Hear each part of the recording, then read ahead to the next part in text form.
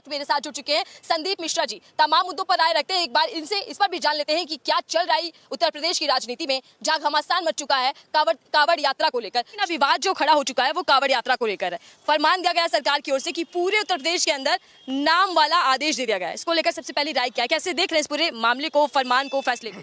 मजहब नहीं सिखाता आपस में बैर रखना, हिंदी है हम वतन है हिंदुस्तान हमारा, अल्लामा इकबाल ने लिखा था। और 26 जनवरी और 15 अगस्त को शान से बजाया जाता है। किस दम से बजाते हो आप गीत को, किस हक से बजाते हो?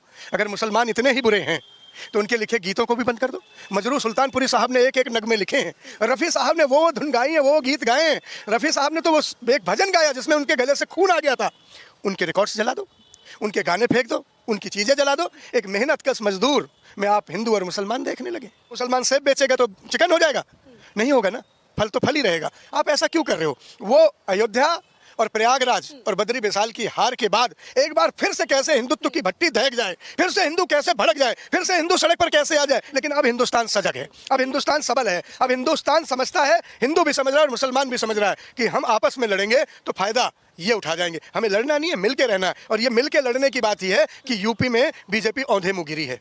अभी 10 सीटों का 10 का दम देखना है, 10 में देखना खाता भी नहीं खुलने जा रहा बीजेपी का। ये वही है कि गंगा जमुनी तहजीब, हिंदू मुसलमान की एकता बीजेपी को देखे नहीं दिखाई दे रही है, तो वो कोई ना कोई ऐसा बारूद लगा देती है, ऐसा पलीता लगाना चाहती है कि ये जो टोपी और तिलक का मिलन हुआ है इसके बीच में कहीं ना कहीं नफरत बनी रहे। बीजेपी की चाल भी यही है, बीजेपी का जाल भी है। लेकिन सर सवाल ये है ना कि अगर इस फैसले से यात्रियों को थोड़ी सी आसानी हो जाएगी तो इसमें दिक्कत क्या है, क्यों इतना विवाद? नहीं, अपने मन की बात है ना।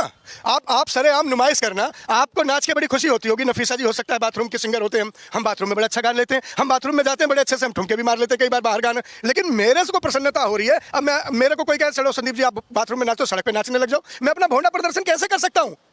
आपको नहीं लेना, आप जाइए और उनसे पूछ लिए भैया आपका नाम क्या है, आपका धर्म क्या है। अगर आप हिंदू हैं तभी मुझे फल देना, क्योंकि मेरा धर्म भ्रष्ट हो जाएगा, मैं हिंदू के हाथ का ही खाऊंगा, पूछ लो। लेकिन सरेआम किसी का नाम चस्पा करके और ये कहना, ये बताना कि ये फलाना आदमी मुसलमान है, हफीज है, कुरैशी है, अंसारी है, इसके यहाँ से फल लोगे तो आपका धर्म भ्रष्ट हो जाएगा, तो मैं समझता हूँ ऐसा धर्म बहुत कमजोर है। क्योंकि मेरे प्रभु राम ने तो सबरी माँ के झूठे बेर खाए हैं। मेरा धर्म तो यह बताता है कि धर्म तो झूठन से भी बर्बाद नहीं हुआ तो छुअन से कैसे हो जाएगा। प्रभु राम ने तो कितनी बड़ी शिक्षा दी है। प्रभु कृष्ण ने तो झूठी दधी चखी है, ग्वालों की दधी को छीन के खाया है और ग्वालों के साथ बांट के खाया है। उन्होंने तो कभी नहीं कहा कोई ऊंचा और नीचा है। मेरा प्रभु श्री कृष्ण ने तो सुदामा के तंदुल थोड़े थोड़े चावल खाए हैं और 3 लोग दे दिए और कहा ना कि पानी पराते के हाथ धरो नहीं निज नैन के जल से पगद होयो। अपने नैनों के जल से पगद हुए सुदामा जी के, उनके फटी बेवाइयों का परवाह नहीं की और कहा हे सखा इतने दिन तुम कहाँ थे। मेरे कृष्ण और मेरे राम क्या शिक्षा दे रहे। और आज की ये गुंडाराज पहन के भगवा कोई भगवान नहीं हो जाता, आचरण बताता। कहते ना चित्र की पूजा नहीं होती, चरित्र की पूजा होती। ये भगवाधारी जो बीजेपी वाले बने हुए हैं तथाकथित, इनका चरित्र दागदार है, इनका चरित्र संदेहास्पद है, इनका चरित्र आग की लपटों से घिरा है, इनका चरित्र हिंसा से घिरा है। तभी तो मेरे नेता राहुल गांधी ने कहा था कि तुम हिंदू नहीं हो, तुम हिंसा हिंसा हिंसा करते हो। आज जो ये नफीस और ये अंसारी और ये फजलू लिख दिए गए बोर्ड पे, इससे क्या हिंसा की आशंका नहीं बढ़ती? क्या समाज में दरार नहीं जाती? क्या कोई भी एक मुसलमान को 1 मिनट में पहचान के उस पर यह आरोप नहीं लगा देगा कि इसने मेरा धर्म भ्रष्ट किया? क्या ये लड़ने लड़ाने की एक साजिश नहीं है? ये वो था कि सीएम की हसरत और यूपी में दिल्ली में कसरत। केशव आए थे, क्या प्रसाद लेके गए? अखिलेश जी ने लिखा ना लौट के बुद्धू घर को आए, क्या पाए? खो दिया सब कुछ केशव ने। प्रसाद के नाम पे अपमान मिला है, अपमान का घूंट बर्दाश्त करने को। और योगी ने बड़ी चालाकी से कि अपमान, राजनीति, हमारी सिर फुलव्वल, हमारा अलग अलग ये सारी चीजें कहीं दब जाएं, इसे हिंदू मुसलमान बना दो। आज सारा मीडिया, सारी खबरें, सारी चीज केशव बनाम योगी नहीं है। आज इस तरफ नहीं है कि शुभेंद्र अधिकारी ने क्या कहा, सबका साथ सबका विकास बकवास है, इसको बंद करो। मोदी के नारे को दुत्कार दिया कलकत्ता में, सरेआम दुत्कार दिया, बकवास है, अल्पसंख्यक मोर्चा बंद कर दो। ये किस लिए बना रखा है? सारे मुसलमानों को जो उन्होंने एक उंगली पे रख दिया था, पैरों तले रौंदने की कोशिश की थी, उस तरफ नजर चला नहीं रहा है। इसलिए हिंदू मुसलमान का सिगूफा छोड़ा है। और अगर देश को बांटने के लिए ये नेता बने हैं, देश को बांटने विभाजित करने के लिए ही योगी मोदी हैं, तो मैं दुआ करूंगा, मैं प्रार्थना करूंगा, मैं इबादत करूंगा कि हे भगवान ऐसे नेताओं से हिंदुस्तान को बचाए। लेकिन सर देखिए सवाल ये, हम अगर बारीकी से समझे तो कुछ तो वजह होगी जो इस तरीके का फैसला लिया गया। और बीजेपी के नेता ये दलीलें दे रहे हैं कि बहुत से लोग किसी मजहब से होते हैं, दुकान का नाम कुछ रख लेते हैं, तो ऐसे यात्रियों की जो पवित्रता है वो तो खतरे में आ जाएगी। कुछ तो वजह रही होगी, कोई यूं ही बेवफा नहीं होता।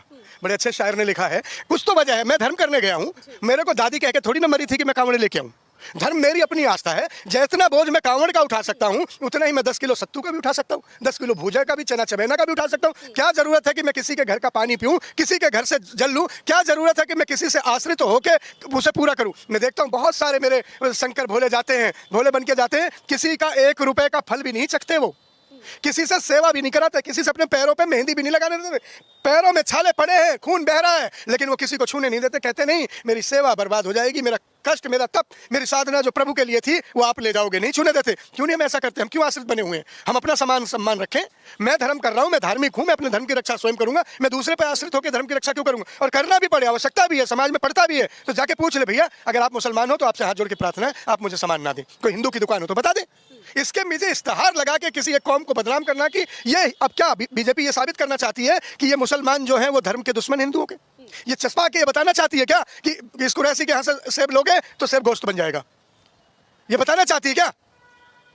मैं कहता हूं ना हिंदू बुरा है ना मुसलमान बुरा है, बुराई पे आ जाए तो हर इंसान बुरा है। इंसानियत को समझने की जरूरत है, भाईचारे को बनाने की जरूरत है। भारत सबसे बड़ा है, हिंदुस्तान सबसे बड़ा है और हिंदुस्तान हम सबसे बन के मिला है। जब मैं हम कहता हूं तो हिंदू मुसलमान सिख ईसाई सब कहता हूं। मुझे नहीं लगता कि ये इनकी नफरत की राजनीति ज्यादा चलने वाली है। ये प्रयोगशाला में हिंदुत्व की भट्टी में कोई ना कोई ऐसे नफरत का बवाल डालते रहते हैं ताकि हिंदुत्व की ये लोगों को बरगला के खुद को मसीहा मठाधीश बनाते रहें। एक तरफ ये धर्म धीराज का अपमान कराते हैं, दूसरी तरफ हिंदुत्व में नफरत के लिए ये प्रयोग करते हैं। दोनों